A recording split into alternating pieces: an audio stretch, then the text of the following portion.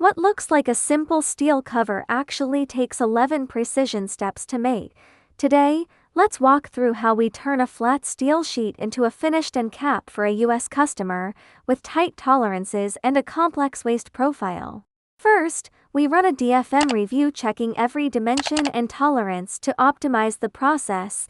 Then we design both the deep draw die and the spinning tool, plus a custom gauge to check critical diameters all in parallel, while the tooling is being machined. The raw material to millimeters thick steel arrives.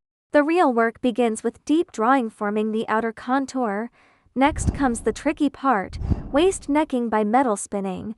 Because the middle section is smaller in diameter, we spin it down, and this takes 4 minutes per piece, which is quite long for spinning, showing the complexity. After that, we deburr every edge. The cut slots produce heavy burrs that must be removed carefully.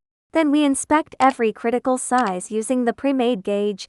Past parts get a water-based anti-rust oil dip, then are palletized and loaded into a 45-foot high cube container for shipment to the US. From flat sheet to finished part, that's the power of deep drawing combined with CNC spinning.